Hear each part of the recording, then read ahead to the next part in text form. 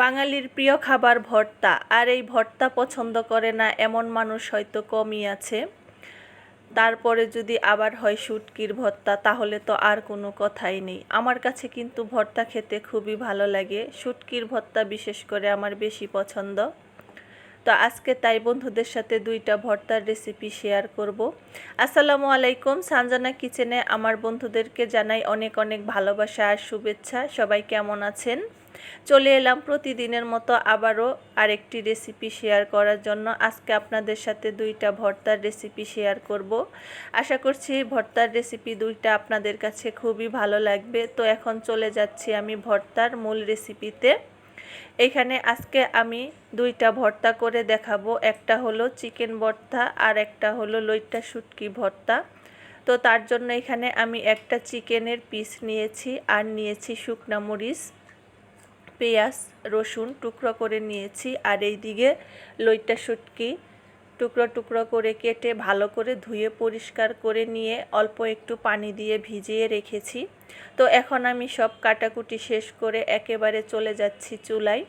এখানে আমি চিকেনের পিসটা কড়াইয়ের মধ্যে অল্প একটু পানি দিয়ে একটু লবণ আর একটু হলুদের গুঁড়া দিয়ে সেদ্ধ করে নেব।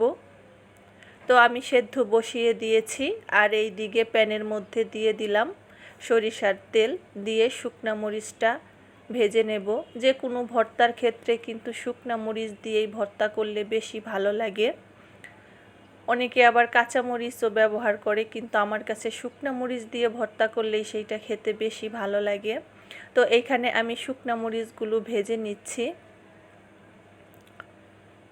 তো প্রতিদিনের মতো আমার বন্ধুদের কাছে একটাই রিকোয়েস্ট করব, আমার ভিডিওটা যদি আপনাদের কাছে ভালো লেগে থাকে লাইক কমেন্ট শেয়ার করে দিবেন, আর চ্যানেলে নতুন বন্ধু হয়ে থাকলে চ্যানেলটা সাবস্ক্রাইব করে দিবেন।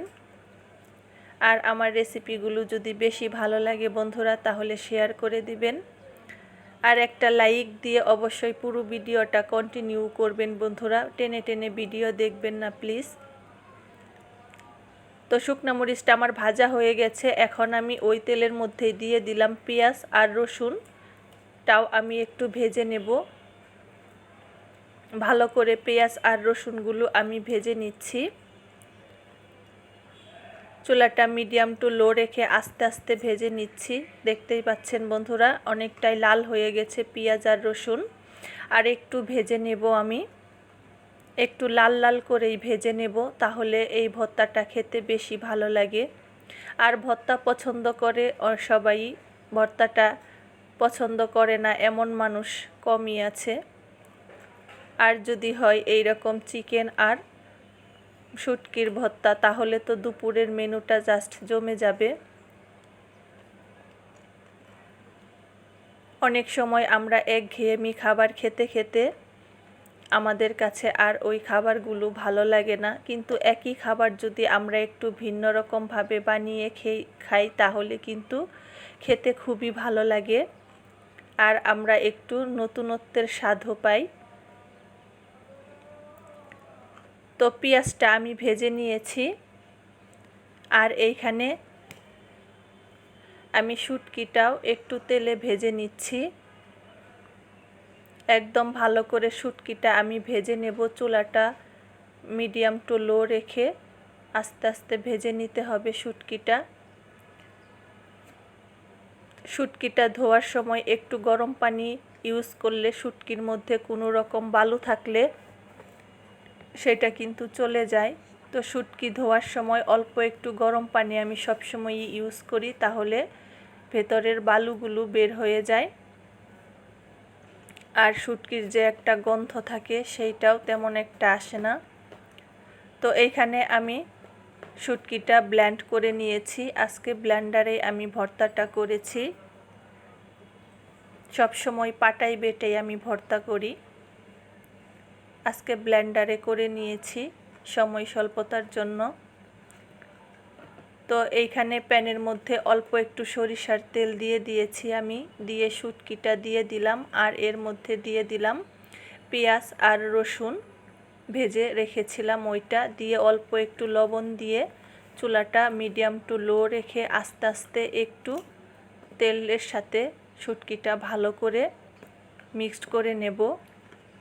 তো ওদিকে আমার ভর্তাটা হয়ে গেছে, শুটকি ভর্তা। আর এদিকে আমি চিকেন ভর্তাটা করে নেব। তার জন্য চিকেনটা আমি সিদ্ধ করে নিয়েছিলাম। নিয়ে এখন আমি হাড় থেকে মাংসগুলো এরকম করে ছোট ছোট করে ছাড়িয়ে নিচ্ছি। নিয়ে ভালো করে হাত দিয়ে টুকরো টুকরো করে নেব।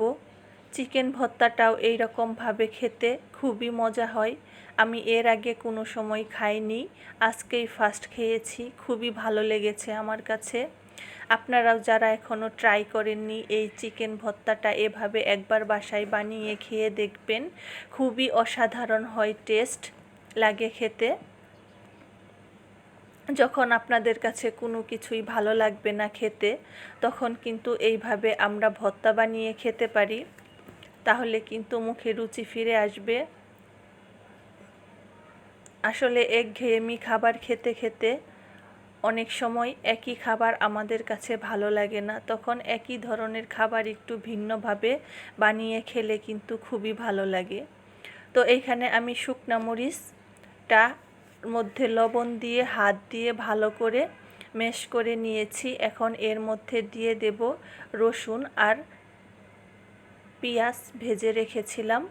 এখানে আমি কাঁচা পেঁয়াজটা ব্যবহার করব না, ভাজা রসুন আর পেঁয়াজটাই ব্যবহার করব, তাহলে ভর্তাটা অনেক সময় থাকবে, নষ্ট হবে না।